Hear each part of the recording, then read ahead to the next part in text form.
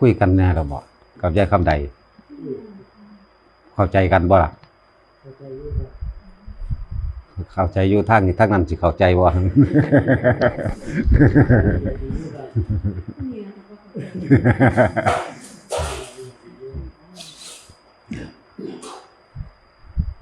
แลกเปลี่ยนความรู้กันบางที่เฮาอาจสิบ่รู้จุดหนึ่งผู้หนึ่งรู้อีกจุดหนึ่งจังซี่นะเนาะก็นำไปใส่การปฏิบัติธรรมทั้งเบิดแต่เฮาตั้งเอาไว้ให้เป็นข้อวัดปฏิบัติของเจ้าของเองมันบ่ได้ยากดอกของพระผู้เพิ่นตั้งข้อวัดปฏิบัติของเพิ่นเองถ้ากำหนดคือมาสุว่าเริ่มจากตี3นี่ตื่นเพิ่บขึ้นมาเพิ่นสิเดินจงกรมหรือเพิ่นสิทำวัดก็แล้วแต่จนกว่าสิถึงเวลาบิณฑบาตหรือ6 โมงเช้าประมาณนี้นี่คือของพระซะก่อนหลังจากสันแล้วปุ๊บนี่เพิ่นล้างบาตรเก็บของอันอื่นๆเรียบร้อยเบิดแล้วเพิ่นก็สิเดินจงกรมของเพิ่นหรือนั่งสมาธิก็แล้วแต่จนกว่าจะถึงเที่ยงแล้วเข้าพักเมื่อเข้าพักแล้วบ่าย3เพิ่นก็สิลุกจากบ่าย3มาเพิ่นก็สิลุกทำข้อวัดปฏิบัติของเพิ่นเองอีกคือการกวาดตาดการเฮ็ดข้อวัดเบิ่งห้องน้ำห้องในอิหยังก็แล้วแต่เพิ่นก็สิเฮ็ดไปจนกว่าสิถึงเวลาทำวัดเนี่ยมันสิมาฮอดกลางคืนอีกทีนึงไปเห็นบ่จนว่าถึงเวลาทำวัดอันยามมื้อแลงเฮาทำวัดจังซี่ หลังจากทำวัดแล้วก็ออกไปทำธุระส่วนตัวแน่นิดหน่อยจังซี่ก็ถึงเวลาฟังธรรมเพิ่นก็ขึ้นมาคือกันถือว่าฟังธรรมลงไปแล้วปึ๊บนี่บ่แม่นว่าไปนอนเลยเด้เพิ่นก็ต้องไปทำบ่เดินจงกรมก็นั่งสมาธิของเพิ่นต่อไปอีกจนกว่าสิถึง6 ทุ่มแล้วก็กำหนดเวลาว่านอนนี่ให้ถึงตี 3แล้วลุกอีกคือเก่านี่คือเป็นรอบของพระนี่คือพระเพิ่นกำหนดข้อวัดของเพิ่นไว้แบบนี้ ส่วนมากทานเฮาสันข้าวแล้วนะถ้าไปพักเลยหรือนอนเลยนี่มันสิชินในการเฮ็ดให้โรคก็สิเกิดมากสันไปแล้วไปนอนเลยเป็นผู้มีโรคมากพร้อมอาหารก็บ่ค่อยย่อยติดไปในทางความเสื่องซึมของเฮานอนขี้เกียจขี้คร้านสิไปสั้นๆฉะนั้นเพิ่นจึงตั้งข้อวัดของเพิ่นไว้แบบนี้เป็นรอบของมันเลยเห็นบ่เริ่มตั้งแต่รอบตี 3มาจนว่าไปฮอดตี 3คือเก่าอีกเพิ่นเฮ็ดอยู่จังซี่แหละส่วนการกำหนดไว้ในใจของเพิ่นเองนั่นแล้วแต่เพิ่นสิเอาตัวใดอย่างเช่นว่าคำบริกรรมภาวนาพุทโธเป็นเครื่องกำกับใจหรือเพิ่นสิเอาธรรมบทใดบทหนึ่งเข้ามาเป็นเครื่องเพ่งพินิจเป็นเครื่องพิจารณานั่นเอง นี่สำหรับผู้เพิ่นปฏิบัติเพิ่นสิอยู่จังซี่เพิ่นสิอยู่แบบนี้แหละเป็นวิหารธรรมแบบนี้ข้อวัดปฏิบัติกับวิหารธรรมคือเครื่องกำหนดรู้มั่งเครื่องบริกรรมมั่งเครื่องอยู่สมาธิมั่งส่วนข้อวัดอื่นๆเพิ่นก็เฮ็ดของเพิ่นอยู่แล้วมีการปัดกวาดตาดเบิ่งห้องน้ำห้องในของครูบาอาจารย์มั่งนี่คือของพระส่วนของพวกเฮานั่นก็เป็นไปตามฐานะในการหาเลี้ยงชีวิตบ่ได้คือพระเพิ่นสละออกมาแล้วถ้าสมมุติว่าผู้เพิ่นตั้งใจจริงเพิ่นมีชัยชนะเครื่องนึงแล้วเด้พระก็ดีคือตั้งใจบวชออกมาแล้วนี่บ่ได้เอาร่างกายไปอยู่ใกล้คนในครอบครัวญาติมิตรสนิทมิตรสหายอย่างต่างๆมันตัดขาดออกมาแล้วนี่แล้วก็มามุ่งเน้นย้ำเอาเฉพาะให้จิตใจมีแต่อยู่ในถ้ำอย่างเดียวนี่เมื่อมันมันเล่งมันเพ่งอยู่ในถ้ำอย่างเดียวมันต้องมีขณะจิตนึงที่มันแตกที่ว่ารู้นั่นแหละมันต้องมีขณะจิตนึงถ้าเฮาอยู่นี่บ่ปล่อยบ่ส่งจิตออกนอกมันก็มีมั่งเป็นธรรมดาถ้ามันมีเป็นธรรมดาก็ต้องเอาคำบริกรรมภาวนาล่ะมาควบคุมไว้เพิ่นสิอยู่จังซี่ ส่วนพวกเฮาเองก็เป็นธรรมดาถ้าเร่งเคร่งครัดให้มันได้คือเพิ่นก็จะเทียบเพราะว่ายังมันสิเครียดมันสินำความเครียดความกังวลมาสู่เจ้าของเองการทำมาหากินบางอย่างก็สิบ่สะดวกฉะนั้นเฮ็ดไปตามฐานะครอบครัวที่เฮายังมีการมีงานยังมีเครื่องรับผิดชอบอีกมากมายแต่ว่าสิ่งที่สำคัญที่สุดคือวิหารธรรมให้มันมีอยู่ได้คือกัน ขอวัดปฏิบัติของพระอย่างอื่นยังก็แล้วแต่สิ่งที่สำคัญของเพิ่นก็คือการจิตใจของเพิ่นจดจ่อและกำหนดอยู่ในคำบริกรรมนั่นแหละสัตว์เพิ่นสิสลับกันกับการพิจารณาสมถะคือการทำจิตบ่ให้ฟุ้งซ่านด้วยอาศัยคำบริกรรมภาวนาอันหนึ่งเอาอันใดอันหนึ่งเป็นเครื่องอยู่เมื่อมันเกิดกำลังพ่อสิพิจารณาได้ก็ดึงขอถ้ำขอนั้นขอนี้ก็มาพิจารณาทุกข์ของเจ้าของสาเหตุทุกข์ของเจ้าของเพิ่นก็สิยุ่งสิพวกเฮาก็เฮ็ดได้คือกันบัดนี้พวกเฮาเฮ็ดทางใจตั้งแต่ตื่นขึ้นเพิ่มขึ้นมานี่นึกถึงว่าพุทธเจ้าโลดพุทโธพุทโธพุทโธไปโลดนึกถึงเข้าห้องน้ำห้องในยังก็แล้วแต่ว่าเกี่ยวกันบ่ได้แม่นได้ว่าบ่แม่นบ่ได้เข้ารบเพิ่นจังสั่นจังซี่อย่าไปสนใจอันนั้นเป็นเรื่องของกิเลสตัณหาเป็นเรื่องของมันมาขวางเฮาไว้ในการทำความดีว่ากิเลสเกิดขึ้นได้ตลอดเวลาทำก็ต้องได้ตลอดเวลาคือกันบ่ได้อยู่ในลักษณะท่าทางบ่ต้องว่าต้องมาเฮ็ดอยู่ต่อหน้าพระต้องมาเฮ็ดเฉพาะอยู่วัดพวกเขาก็กำหนดเอาล่ะตั้งแต่ตื่นขึ้นปุ๊บนี่กูสิภาวนาพุทโธไปเรื่อยหรือพิจารณาทำซับไปซับมากับการภาวนานั่นแหละในทำการทำงานนี่สิมีคนมาคุยนำเขาก็คุยกับเขาไป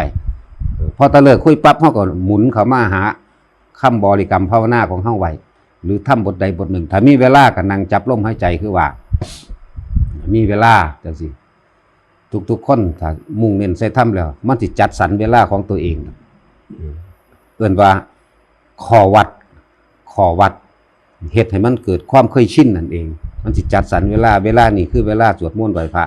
เวลานี่สวดมนต์ไหว้พระทำวัดจังซี่เวลานี่ต่อจากนั้นก็คือนั่งสมาธิหรือมีทางออกอีกอันนึงไปเดินจงกรมได้จังซี่ก็เดินไปเอิ้นว่ากำหนดขอวัดปฏิบัติของเจ้าของขึ้นมาเอาเองให้เหมาะสมกับฐานะละฐานะครอบครัวฐานะการงานฐานะที่ยังทำการทำงานที่มีความรับผิดชอบอีกอย่างอยู่หลายๆอย่างฉะนั้นแต่สิ่งที่ทำได้เสมอกันกับพระคือการนึกถึงคำบริกรรมภาวนาได้ทั้งที่ทำงานกับหมู่กับพวกนั่นแหละเฮ็ดหยังอยู่กับสร้างมันกับบริกรรมภาวนาได้อยู่แล้วพุทโธไปพุทโธไปเรื่อยๆเป็นการฝึกหัดให้มันชินให้จิตมีที่อยู่วิหารธรรมนั่นแหละจิตมีที่อยู่ก็อยู่ในพุทโธนั่นแหละไผสิเอาคำใดมักแบบใดก็แล้วแต่ใดทั้งนั้นอันใดก็ได้สิเป็นซื่อความหมายนึกถึงพระพุทธเจ้าเพื่อว่าบ่ให้เฮาคิดมากคิดฟุ้งซ่านฉะนั้นบ่ต้องไปเร่งถึงความสงบหนึ่งบ่ต้องไปอยากถึงความสงบบ่ต้องไปเทียบในการบรรลุอีกเฮ็ดไปเรื่อยๆในความสงบมันก็สงบแล้วอยู่ในตอนที่เฮาบริกรรมนั่นแหละพุทโธพุทโธพุทโธไปเรื่อยมันก็บ่คิดฟุ้งซ่านเรื่องอยากได้นั่นอยากได้นี่สั่งผู้นั้นสั่งผู้นี้เกลียดผู้นั้นเกลียดผู้นี้บ่มันก็อยู่ในพุทโธแล้ว แล้วหลายๆอย่างที่เขามากระทบจังซี่มันก็สิมีเวลารู้ได้ทันเด้คำว่ากระทบอาจจะสิ่งที่บ่ถือตาบ่ถือหูมีคนมาเว้ามาด่ามานินทานั่นนี่จังซี่ปึ๊บแต่เฮาบ่ไปคิดปรุงกับมันก็สิเกิดหยังขึ้นได้เฮามาคิดเอาเฉพาะพุทโธพุทโธควบคุมไว้จังซี่ต่อมาปัญญามันก็สิค่อยๆซึมแทรกเข้ามาเองดอกแทรกเข้ามาของนั้นบ่มีประโยชน์แต่สิคิดให้มันเกิดอีหยังเกิดขึ้นนั่นคำเว้าของคนแต่ละคนมันอาจสามารถทำอีหยังเฮาได้ดอกบ่อาจสามารถเข้ามาทำลายเฮาได้ถ้าเฮาบ่นำเข้ามาคิดถ้าเฮานำเข้ามาคิดแล้วก็เกิดความพอใจเลยบ่พอใจ2อย่างแล้วบัดนี้ต้นของปัญหาก็เกิดขึ้นที่เจ้าของเองล่ะสิเป็นผู้เริ่มบ่พอใจศูนย์แห้งนี่ก็เกิดการตอบกลับด่ากันฆ่ากันเป็นลงบังหัน ส่วนอันอื่นๆในสภาวะของการปฏิบัติในเมื่อเฮาเข้าใจขอวัดของเจ้าของแล้วสภาวะในการปฏิบัติโดยเฉพาะเวลานั่งมันสิเกิดสภาวะอย่างเข้ามากระทบเป็นเครื่องทดสอบเยอะแยะมากมายมีอาการปิติเป็นต้นอาการโยกโครงอาการเวลาตามธรรมดาแล้วถ้าเฮานิ่งได้คำบริกรรมหรือการจับลมหายใจถ้ามันเป็นหนึ่งเดียวกันแล้วอารมณ์เริ่มนิ่งจังซี่อาการปิติก็สิเกิดหลายๆคนก็ตื่นอาการปิตินั่นแหละแล้วก็ถามหาความหมายของปิติมันเป็นหยังมันเป็นจังไดเป็นตาย้านอันตรายหรือแบบใด แล้วก็สิไปติดอยู่หั่นก็มีไอ้พวกอาการขนลุกขนพองธรรมดาอยู่ ขนหัวตั้งหน้าหนังหยาๆแล้วคล้ายๆกับมีให้ไตยุบอยู่น้ำหนาเฮานี่หรือน้ำขอบหูอยู่น้ำขอบดังขอบตาคือสิเข่าตาคือสิเข่าหูคือสิเข่าดังเป็นไปเบิดแล้วแต่อันนั้นคือว่าให้รู้ไว้ว่านั่นมันเป็นแค่อาการปิติเมื่อจิตมันร่วมแล้วเป็นอารมณ์หนึ่งเพ่งอยู่จังซี่ความรู้สึกทางนี้เอิ้นว่าถ้าจิตมันได้กินความสงบจิตมันถึงความสงบได้ในระดับนี้จะเกิดขึ้นแบบนี้ในระดับต่อไประดับ2จังซี่อาจเกิดอาการอิ่มถ้าอิ่มนี่สิเป็นอาการอิ่มตื่นอกตื่นใจในใจของเจ้าของเองแต่ว่ามันสิสื่อสารออกมาทางกายว่านี่คล้ายๆกับสิให้นี่อาการจากจุกขึ้นมาอยู่ข้อนี่จุกเข้ามาหู้ข้อตรงนี้คือสิให้นี่เป็นหยังน้อกูเป็นบ้าหรือบ่น้อนี่สิคิดไปออกแล้วอันนั้นอันนี้ก็ให้รู้ว่านั่นคือปิติอันนึงปีติอีกอันนึงอันนี้สิเป็นของเป็นตาย่านเป็นตะตื่นเต้นคือแสงสว่างเวลาสว่างบางที่พุ่งมาจากทางอื่นมาเข้าระวังหน้าผากเข้าหน้าเฮาก็มีบางที่พุ่งออกจากหน้าเฮาก็มีบางที่พัวขึ้นเลยระวังข้างขอบตาข้างนั้นข้างนี้ก็มีแล้วแต่สิเป็นไปมันสิสว่างจ้าปานดวงอาทิตย์พุ่นละแล้วก็สิพากันตื่นบัดนี้วิธีแก้บ่มีดอกมีแต่ทำให้มากทำให้บ่อยทำให้มันชินแต่ชินแล้วเฮาสิรู้จักมันเองดอกแก้จังใดไปคิดวิธีการที่สิแก้ไว้ยิ่งบ่สงบฉะนั้นบ่ต้องแก้ทำให้มากทำให้บ่อยทำให้ชินแล้วเฮาสิรู้ของมันเองนะจึงบอกว่าทำให้เป็นดุจดั่งญาณนี่แหละเฮาสิรู้ทางของมันเองอ๋ออันนี้มันก็แค่ปิตินี่เองเฮาต้องข้ามพ้นปิติไปให้ได้เฮาจังสิเข้าถึงความสงบอันสูงสุดคืออัปปนาสมาธิหรืออัปปนาสมาธิฌานนั่นแหละฌาน4แต่สิเทียบเรื่องฌานนั่นนะว่าสิเข้าถึงจุดสูงสุดแห่งความสงบสูงสุดของสมถะได้คือฌาน4หรืออัปปนาสมาธิมันสิผ่านอาการหมู่นี้จากทุกคนนั่นแหละผ่านอาการนี่ขนพองสยองเก่าน้ำตาไหลปลื้มเห็นแสงสว่างอาการโยกอาการลอยอาการโตใหญ่ขึ้นเต็มห้องโตทะลุขึ้นไปทั้งฝ่าเพิ่นก็มีไปเบิด นี่ถ้าเฮารู้ซื่อมันไว้แล้วเฮารู้ว่าอาการนี้ซื่อว่าจังซี่แล้วบ่ต้องไปสนใจมันแค่รู้บัดนี้รู้ไปเรื่อยๆสำหรับผู้มีอุปนิสัยในการรู้การเห็นนั่นนี่ก็สิมีนิมิตพาเข้ามาบัดนี้ก็สิพากันไปหลงไหลในนิมิตเป็นไปอีกระดับนึงแล้วไปอีกแบบนึงนิมิตจังเช่นว่านิมิตเห็นพระสงฆ์องค์เจ้าผู้เฮาเคารพนับถือผู้เพิ่นตายไปแล้วจังซี่ก็เกิดความปลื้มปิติดีใจนั่นนี่ก็ถือเอาดีใจไปซะก่อน ถือว่ามันเป็นกำลังใจก็แล้วกันให้กำลังใจเจ้าของบางที่บางคนกับภาวนาเห็นพระพุทธเจ้ามั่งเห็นวิมานต่างๆสวยงามเป็นประกายพึกเยอะแยะมากมาย แต่บ่แม่นแนวสิเอาถ้าเว้าก็เว้าในหมู่พวกเดียวกันพวกมีศรัทธาเสมอกันพวกปฏิบัติคือกันเว้าได้อยู่ถ้าไปเว้าให้ผู้บ่ฮู้จักหยังเฮาสิเกิดความคับแค้นใจเพราะว่าความคิดเห็นของเขาแสดงออกมาโอ้ยนั่นแหละมันเป็นบ้าท่ามแตกจังซี่มันสิเฮ็ดให้เฮาเครียดจักว่าฉะนั้นต้องหาพวกที่มีศรัทธาเดียวกันเว้ากันมันจังสิประคองใจกันได้ดี ถ้าไปเว้ากับพวกจังซั่นอย่าไปเว้าอารมณ์ของเฮาเรื่องเครียดเรื่องเป็นตาสั่งเนี่ยมันเก็บมาดีๆเด้มันสิอาฆาตแค้นครับแค้นกับเขาแล้วมันสิไปดึงตั้งแต่ผู้จังซั่นมาขวางเจ้าของเองเป็นธรรมดาสำหรับผู้มีนิมิตก็เบิ่งไปเห็นไปรู้ไปนิมิตมันก็เป็นเรื่องของจริงเห็นจริงเป็นแสงสีเสียงอันนึงเป็นเครื่องเอื้นว่าของแถมอันนึงในเครื่องประกอบการทำสมาธิซะเป็นของแถมเฮ็ดให้เฮารู้สึกว่าเกิดกำลังใจดีขึ้นกันแหละเป็นเครื่องปลื้มจิตอันนึงคือกันแต่ว่าถ้านิมิตเห็นผีขันยานเดี๋ยวบัดนี้เนาะ เอามาคิดย่านบาดเห็นผีเห็นสิ่งบ่สวยงามเห็นตาหลายๆมั่งเห็นเป็นคนตกนรกเห็นเป็นความมืดความดำคล้ายๆกับมีนั่นเขามาขอส่วนบุญบ่ก็คิดไปได้บัดนี้หรือว่าเป็นญาติกูบ่นอผู้นั้นผู้นี้บ่นอคิดไปหลายอย่าง แต่ในการเห็นลักษณะนั้นลักษณะว่าคือพวกสัตว์นรกคือพวกผีพวกเปรตพวกอิหยังมาขอส่วนบุญเอ้ามันสิมาขอหรือบ่มาขอกระสังให้อุทิศบุญในใจเจ้าของโลดนึกขึ้นมาในหันแหละขอบุญที่ข้าพเจ้าทำนี้จงถึงแด่ท่านทั้งหลายเหล่านี้ด้วยเถิด แค่นี้พ่อนี่เป็นวิธีแก้ความฟุ้งซ่านตัวนี้ขอบุญที่ข้าพระเจ้ากระทำมาทั้งหมดนี้จงถึงแด่ท่านทั้งหลายเหล่านี้ด้วยเถิดแล้วมันก็สิแสดงตัวออกไปทางสวยงามหรอกถ้าเขาได้บุญแล้วเขาสิเป็นใส่สุดขาวให้เห็นใส่สุดลิเกให้เบิ่งรถดอกมันสิเปลี่ยนปึ๊บไปของมันคนที่เห็นทั้งในน่ะสิรู้เองดอกแล้วเขาก็ไปแล้วความว่างก็เกิดขึ้นเองดอกตอนนี้นี่คือวิธีแก้ในการเห็นสิ่งที่น่าเกลียดน่ากลัวเห็นผีเห็นเปรตเห็นยังก็แล้วแต่ที่มันทึบๆที่ว่าเข้าใจบางที่เห็นหอดตาสักลากอยู่กับมีแล้วแต่มันสิเกิดขึ้น ได้สิ่งที่เฮาเฮ็ดให้เฮาสบายใจที่สุดคือมาร้ายก็ช่างมาดีก็ช่างเอาบุญให้อย่างเดียวคือว่าขอบุญที่ข้าพเจ้ากระทำนี้จงถึงแด่ท่านทั้งหลายเหล่านี้ด้วยเถิดแค่นี้พ่อบ่ต้องไปนึกอย่างอื่นอีกเอาแค่นี้แล้วภาพนั้นสิหายไปเลื่อนไปจางไปเองดอก พวกบ่ใส่เสื้อผ้าพวกบ่ใส่เสื้อผ้าหลายๆมาเศร้ามือยุ่งยาวมาจังซี่ก็ให้อุทิศบุญแบบนี้แหละขอบุญนี้จงทั้งหลายขอบุญที่ข้าพเจ้าทำนี่จงถึงแด่ท่านทั้งหลายเหล่านี้ด้วยเถิดแค่นี้พ่อแล้วเขาสิคอยใส่เปลี่ยนสุดใหม่ดอกแล้วเฮาก็สิเกิดความปลื้มใจเป็นกำลังใจอันหนึ่งคือกันละเฮ็ดไป อย่าเคร่งเครียดในการหวังผลว่าสิบรรลุนั่นบรรลุนี่มักเป็นต้นผลเป็นปลายในขณะที่เฮาปฏิบัติไปอยู่หั่นฝึกไปอยู่หั่น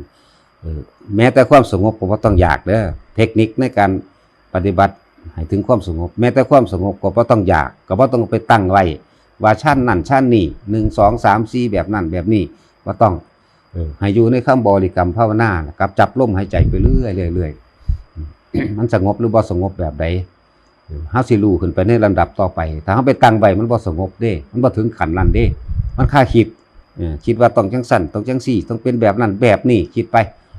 บ่ต้องดอกเฮ็ดไปเรื่อยๆมารู้ซื่อมันทีหลังสิบ่ดีกว่าบ่ได้ซะก่อนจังรู้ซื่อดีกว่าอีก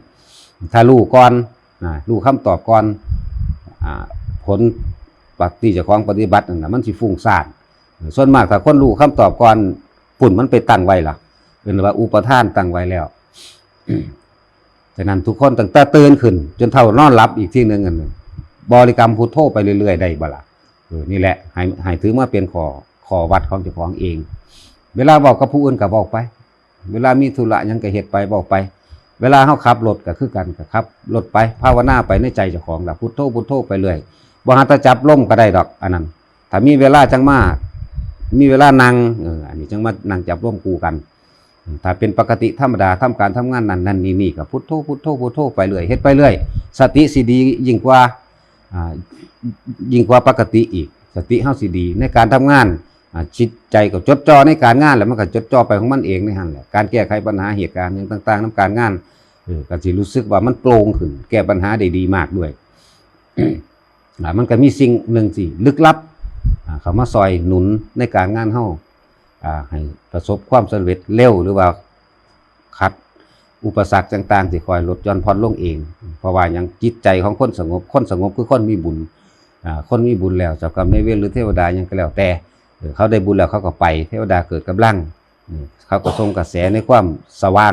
เอิ้นว่าเฮ็ดให้เฮามีสมองปลอดโปร่งในการคิดการพูดเลยมากขึ้นเองจังว่าให้ทุกคนเฮ็ดไปเรื่อยๆซะก่อนอย่าถามเอาผลสูงสุด ผู้ใดก็มีหวังไว้ในผลสูงสุดนั่นแหละ ทีนี้ถ้าพูดถึงเรื่องศีลถ้าบ่อาจสามารถเฮ็ดได้ตลอดมือตลอดเว้นได้ก็คอยมาตั้งกำหนดเอาเฉพาะเวลานอนถิ่มเบิดทุกอย่างอย่านำงานเขามาคิดในเวลานอนเฮ็ดจังใดมันก็บ่ไปเฮ็ดหยังได้อีกแล้วล่ะตั้งใจเจตนาในการสมาทานศีล5ไว้สมาทานศีล5 ของเจ้าของแล้วก็พิจารณาทุกข์ของเจ้าของเองสาเหตุทุกข์เจ้าของเองวิธีแล้วก็การดับทุกข์ของเจ้าของเองแล้วก็ไปสรุปลงยามใดขึ้นชื่อว่าความเกิดที่เกิดเป็นหยังก็สร้างทุกข์ทั้งนั้นแหละนี่บ่ปรารถนาหยังอีกแล้วตายยามใดขอไปนิพพานยามนั้นสิบ่กลับมาเกิดอีกบ่ปรารถนาในความเกิดอีกก็นอนภาวนาไปจนหลับให้เฮ็ดอยู่จังซี่อยู่เรื่อยๆเดี๋ยวมันสิคอยสะสมเข้ามาเองสิคอยสะสมมาสิคอยรู้ขึ้นมาเองดอก จังว่าให้ทุกคนนำไปเฮ็ดปฏิบัติเฮาอยู่นี่เฮาเน้นทางใจมากกว่าส่วนรูปแบบอหยังต่างๆเฮาบ่เน้นคือเขาเจ้าถามมีคอร์ดบ่แบบนั้นแบบนี้บ่มีคอร์ดเกิดอีหยังดอกกิเลสมันยังบ่มีคอร์ดมันเกิดขึ้นได้ตลอดเวลาทำเฮาก็ต้อง เอามาประกบมันได้ตลอดเวลาคือกัน หลายคนกังวลเรื่องย่านภาคปฏิบัติหนักมันบ่หนักเฮ็ดซ้ำนี่แหละคือพวกเขาเห็นยามมื้อเช้าก็ฟังธรรมยามแลงก็สวดมนต์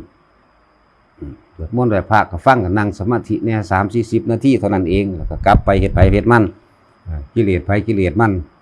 ถ้าต้องการได้จริงก็ต้องควบคุมเจ้าของเองเด้เพิ่นบ่อาจสามารถควบคุมให้ได้ควบคุมของเจ้าของเองกำกับเจ้าของเองในคำบริกรรมภาวนากับของเจ้าของเองในการพิจารณาทุกแบบใดก็แล้วแต่เพราะว่าประสบการณ์ของไผของมันที่ผ่านพบมาก็เอาไปพิจารณามาหาขอถูกของเจ้าของมาหาขอยึดของเจ้าของแล้วปล่อยว่างของเจ้าของเองต่างหากล่ะคือคนนำไปปฏิบัติเอาเน้นทางใจ เน้นทางใจมากเอาพอละ